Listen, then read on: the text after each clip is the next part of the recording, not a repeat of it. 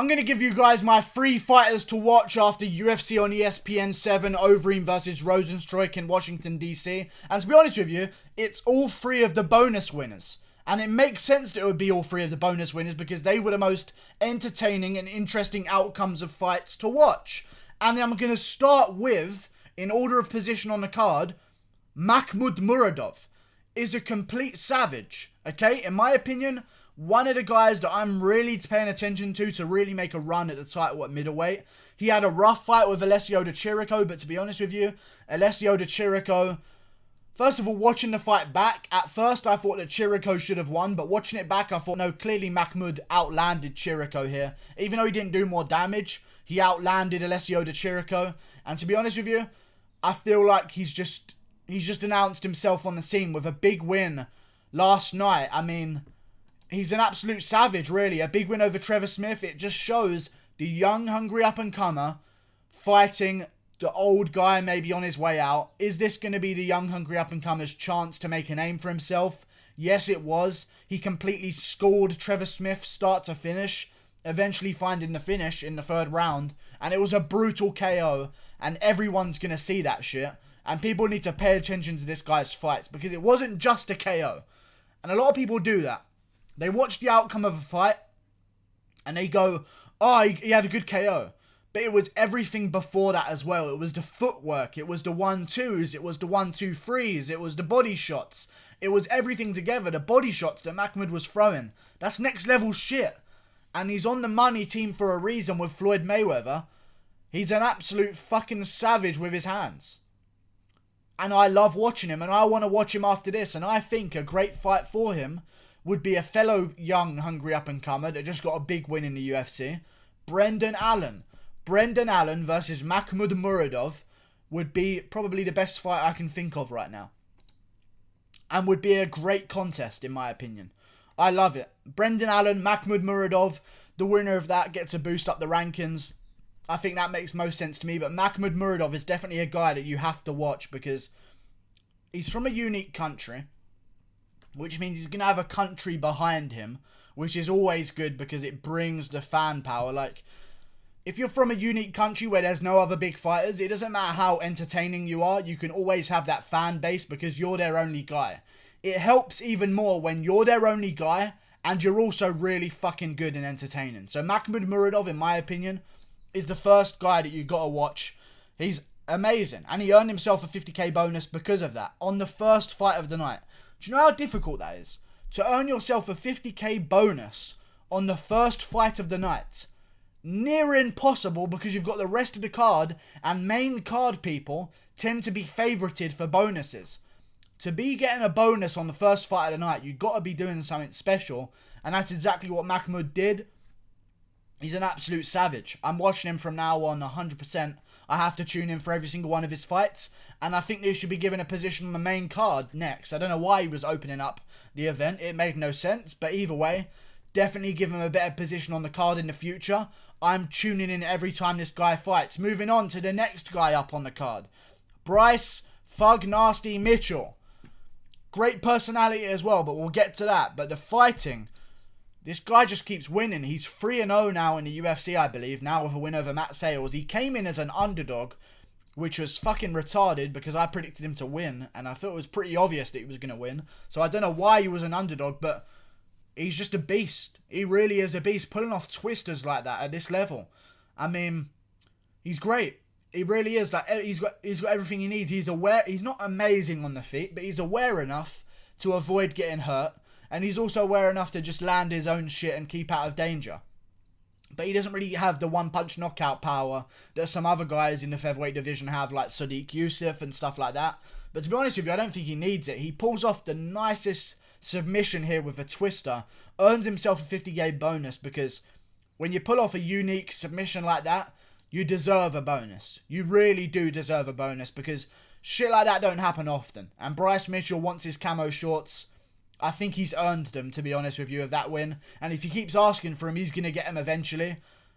Fucking good win from Bryce Mitchell, man. Really good win. And to see who he wants to fight next, I think it should be Hakeem Dawodu. Bryce Mitchell versus Hakeem Dawodu. Canada's close to Arkansas anyway because it's up north, you know. Canada's kind of close to not... it's kind of close, so they could probably meet in the middle somewhere, like New York or Vancouver, something like this. Work with me here, Meet them two in the middle, bring both their fan bases together because it won't be long of a travel. Hakeem Dawodu, Bryce Mitchell, main card of a fight night. Neither of these guys are prelim guys anymore. They both earned their chance on the main card, and the winner of that fight should earn themselves a shot at someone in the rankings. I think that would be great. Bryce Mitchell versus Hakeem Dawodu would be a phenomenal fight to make. And I honestly think Bryce Mitchell might even win, because Hakeem Dawodu in his first fight in the UFC, or his second one, did get controlled on the ground. And he does beat guys, but he doesn't beat elite competition. And Bryce Mitchell's very good. Undefeated now, 12-0, moves on. Another big win. His last win over Bobby Moffett was good as well. Then he beat Tyler Diamond before that in a tough finale. I mean, this guy just keeps winning. He just keeps winning. And he can't stop. So I want to see him versus Hakeem Dawodu next to decide who really is the new up-and-comer. I think that's a great fight to make. Bryce Mitchell takes home 50k. Completely deserves it. There's a calmness in there. And I think it's a kind of autism. Because Conor McGregor has it as well. There's a calmness in there where you're not like everyone else, where you're testing stuff and you're fainting so much. And you can see that they're nervous. And you can see that they're trying to settle in. He goes straight to work. He knows exactly what he's going to do. And he gets straight to it. And just dominates Matt Sales on the ground. And Matt Sales is no bum. He was 8-2 before this fight. That's a pretty commendable record. Bryce Mitchell's beaten top level guys over and over and over again. He's the guy to watch next, and he's got a good personality as well. I mean, a lot of guys, you put a microphone in front of them and they just give you blatant answers that everyone knows, What do you think about the knockout win tonight? Oh, it was good. Really happy with it. Thanks for letting us know, man. There's not a lot of personality in MMA. And when you get a little bit of personality with Bryce Mitchell, it can go a long way. Because to be honest with you, in general, MMA fighters are dumb, retarded, and boring. And annoying as well, in person. So, for you to stand out, Bryce Mitchell's going to be a big star if he can keep stringing together big wins, in my opinion. And he seems to have a decent fan base because I had people in my live stream for the Fight Companion talking about Bryce Mitchell, and that I'll tune back in when Bryce Mitchell's fighting. So he clearly is doing something right. And again, from Arkansas, very small state. Not small, but small in population size compared to other states in the US. Very niche fan group. So they're all going to get behind him. He screams Arkansas every single time. I like it. I like the shtick. I like it very much. And I think he's going to fight Hakeem Dawodu next. That would be the best fight for me. I want to see that shit next. Then we move on.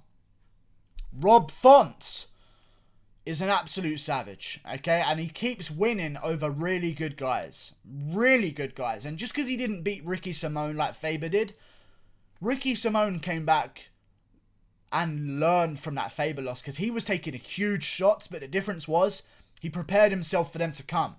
So he was eating them very well. And Rob Font can crack, man. Ask the amount of guys he's KO'd. He flattens guys in the first round. He has a first round KO win in the UFC. He also finished Thomas Almeida as well with a head kick into a 3-punch combination.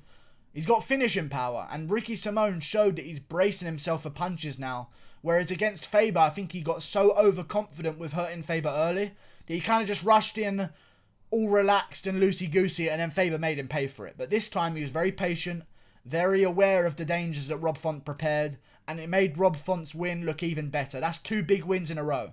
And when you really look at the guys that Rob Font's lost to, they're not bad losses. He lost to Desmond Green in his second ever fight ever. Okay?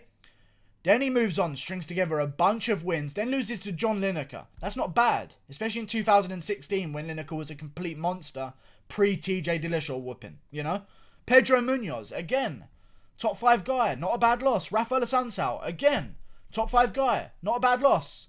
These are good wins. These are good losses. They're not bad. You can learn from these. And I think he should be given a shot against Cody Stamann, who was also on the card. I'm glad he got a fight of the night bonus. Really glad, because he needed it, to be honest with you. Ricky Simone, before that Sergio Pettis. 2 big names in the division that he's got wins over. Fight Cody Stamann, who in my opinion should have beat Song Yadong in their fight. The winner of that one can get a shot against a guy up the rankings. And listen, if Rob Font wants to make a quick turnaround, Corey Sandhagen, January 25th. Just lost his opponent with Frankie Edgar. That's a top-ranked guy. If Rob Font really wants to be smart about this and seize the moment and the opportunity and get straight back in there and do some work, Rob Font versus Corey Sandhagen is a great fight, and Corey Sandhagen needs an opponent anyway. So he's in a very unique position where he's kind of open to accept anyone.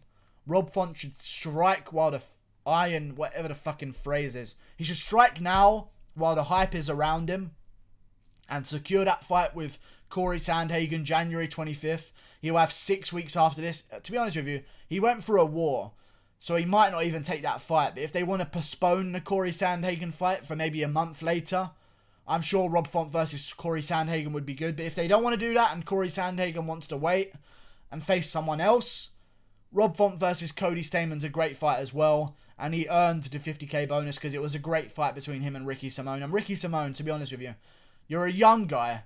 You're going to come back strong in there. But I think he's 27 or 28, Ricky Simone. 27 years old.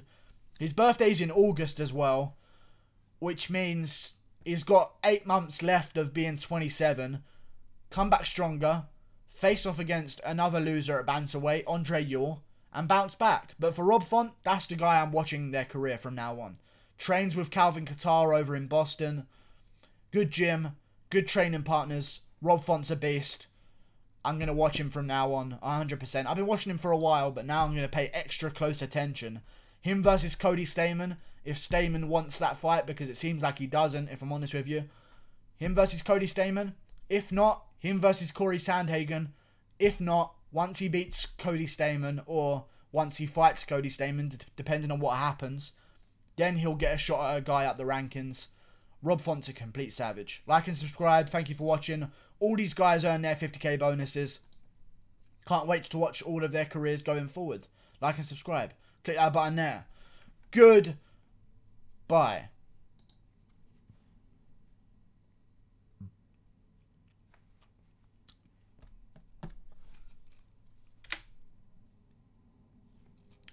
Right, I stopped. Right, well, let's try that outro again, shall we? Like and subscribe. Click that button there. Thank you for watching. It won't stop recording. I'm stuck now, and you're here with me. So who knows how fucking long this video is going to be, because we might be here all fucking